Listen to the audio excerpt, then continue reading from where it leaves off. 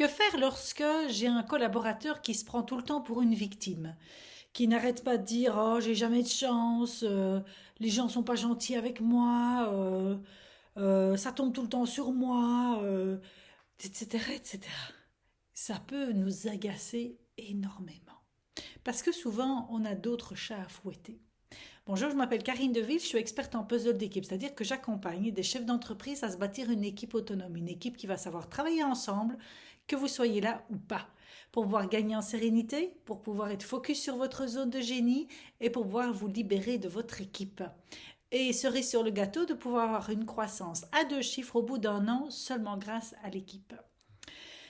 Alors, ça peut vous arriver d'avoir des collaborateurs qui se plaignent très, très, très fréquemment. Et donc, il frappe à votre porte et quand vous le voyez, vous dites, ça va être pour ma pomme. Je vais avoir quelqu'un qui va se plaindre, qui va venir penser que il n'y est pour rien dans ce qui se passe. Lui, il est si gentil, lui, il fait tout ce qu'il faut, mais il n'y a rien qui se passe comme prévu. Il n'y a rien qui se passe comme lui aurait voulu. Et donc finalement, il traîne sa poisse, il traîne sa tristesse, il traîne sa mélancolie à travers tous les couloirs de votre entreprise. Et donc pour ça, moi, j'ai 3 questions que vous pouvez lui poser. Parce que en tant que bonne victime, ce que vous aurez tendance à faire, c'est à essayer de lui montrer le bon côté des choses, peut-être à essayer de lui faire la morale, peut-être à essayer de l'éviter aussi, parce que vous le voyez, hop là, vous essayez de prendre la poudre d'escampette. Hmm, ça va rien régler. Vous aurez quand même toujours cette personne-là en face de vous. Alors je ne dis pas qu'il n'y a pas des irréductibles, que les faire changer, ça ne marchera pas. Par contre, il y en a plein sur lesquels vous pouvez encore avoir une certaine prise. Par contre, il va falloir changer votre manière de faire. Alors, au lieu de commencer à parler, à essayer de trouver des tas d'arguments, etc., et de vous justifier des fois et de perdre beaucoup d'énergie, de vous drainer en énergie, ce que je vous propose, c'est de poser des questions.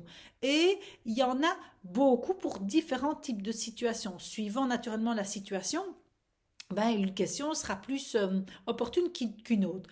Par contre, j'ai quand même 3 questions qui peuvent intervenir dans beaucoup de cas. La première, c'est qu'est-ce que tu attends de moi quand tu me parles de ça? Qu'est-ce que, voilà, je ne sais pas trop ce que tu attends de moi dans la fonction que j'ai de venir me dire tout ça. Et puis vous vous taisez. Et là, ça va être le plus difficile pour vous. Ça, c'est la première chose. Naturellement, cette question va amener une réponse et il va falloir rebondir dessus. Donc ça, c'est un exercice que vous devez apprendre également.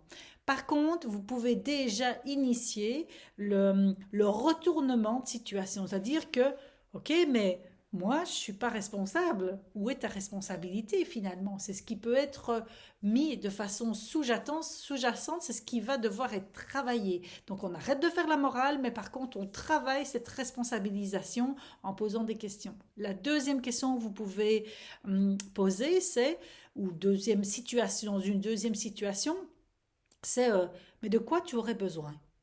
Ou de quoi tu aurais eu besoin dans cette situation-là? Et de pouvoir laisser également le collaborateur réfléchir.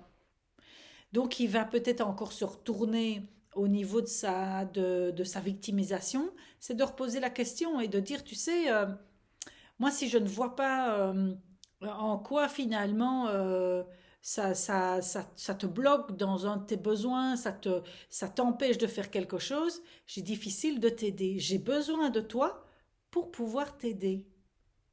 Donc ça, c'est une troisième possibilité que vous pouvez faire, mais j'en ai encore une autre de troisième question. Et la question, c'est comment est-ce que tu pourrais réagir une des fois prochaines que ça t'arrive? Comment est-ce que tu pourrais faire autrement pour pouvoir ben, ne pas être dans cette tristesse, ne dites pas dans cette plainte, parce que là, alors, il va le prendre pour lui personnellement, mais touchez-le au niveau de l'émotionnel, parce que c'est là que vous aurez le plus d'impact, c'est de toucher l'émotionnel. Comment est-ce que tu pourrais faire la fois prochaine? Il va peut-être vous rétorquer, mais rien. Ah, si tu peux faire quelque chose, et je vais t'inviter à y réfléchir, et on se revoit dans une semaine, tu vas m'apporter certaines choses. Donc, je vais travailler avec lui sa responsabilisation. Je vais arrêter de le materner, je vais arrêter de l'infantiliser, je vais le prendre pour un adulte qui est capable de réfléchir. Et donc, j'ai un bonus justement à vous donner, c'est d'aller vers cette émotion et de pouvoir lui poser comme question, mais comment tu te sens quand tu es dans ces situations-là? Et d'attaquer au niveau émotionnel, on a tellement beaucoup plus d'impact que d'attaquer via des choses qui sont rationnelles.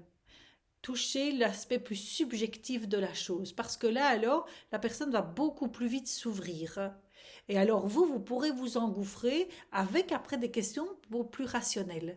Mais en tous les cas, c'est de pouvoir l'ouvrir par rapport à cette porte-là qu'on n'ouvre jamais. Pourquoi? Parce que la plupart du temps, on pense que c'est pour les psys, pour les thérapeutes, pour les coachs. Pas du tout. Nos émotions sont la traduction de quelque chose qui va bien à l'intérieur ou quelque chose qui va pas bien à l'intérieur. Et que d'utiliser cet axe-là, même si on se dit oula, je suis sur un terrain glissant, non, soyez-en sûrs, vous n'êtes pas sur un terrain glissant, vous êtes sur un terrain justement qui est plein de ressources, quoi, et qu'on ne va jamais chercher. C'est comme si dans la terre, vous plantez tout le temps les mêmes types de légumes et que ça s'appauvrissait. Et que si vous plantiez d'autres légumes qui sont autant nourrissants, et que là, la Terre a les ressources pour pouvoir les utiliser. Eh bien, c'est la même chose ici. Utiliser d'autres manières de faire pour avoir d'autres types de résultats. C'est ce que je vous propose, en tous les cas, de pouvoir, avec déjà cette amorce. Faites déjà simplement cette question-là et voyez ce que ça donne. Et si vous êtes perdu après, de dire, OK, je vais réfléchir à ce que tu me dis. Je vais revenir vers toi. Laissez-vous le temps, vous ne devez pas tout résoudre directement. En tant que chef d'entreprise, souvent on se dit, je dois savoir trouver des solutions comme ça et savoir rebondir. Mais si le problème est déjà là, déjà depuis un bon moment, c'est pas en une question que vous allez savoir le résoudre, c'est en mettant un pas devant l'autre et en allant progressivement que vous allez dénouer ces nœuds. Voilà, j'espère que cette vidéo vous aura apporté de la valeur, que vous aura donné des indications et l'envie surtout de tester d'autres choses. Moi, je vous propose 4 choses. La première, c'est de faire le test ici qu'il y a dans la description, mon style de management, pour pouvoir savoir quel est votre style, qu'est-ce que vous pouvez améliorer si vous avez envie d'améliorer votre style, toujours en restant vous-même. La deuxième chose, c'est de vous abonner à cette chaîne YouTube puisqu'on est dans un défi 365 jours et que je suis à ma vidéo numéro 70 si je ne me trompe pas. La troisième chose, c'est de me faire un commentaire et de me dire, OK, qu'est-ce que vous avez déjà testé comme question. Et qu'est-ce qui a marché, qu'est-ce qui n'a pas marché? Ça m'intéresserait de pouvoir le savoir. Et en dernier lieu, si vous avez pensé à quelqu'un, ou si vous pensez à quelqu'un maintenant, quand je vous parle, qui aurait besoin de cette vidéo, envoyez-lui. On ne peut pas aider tout le monde, mais on peut aider une personne à la fois. Je vous souhaite une belle journée. Au revoir.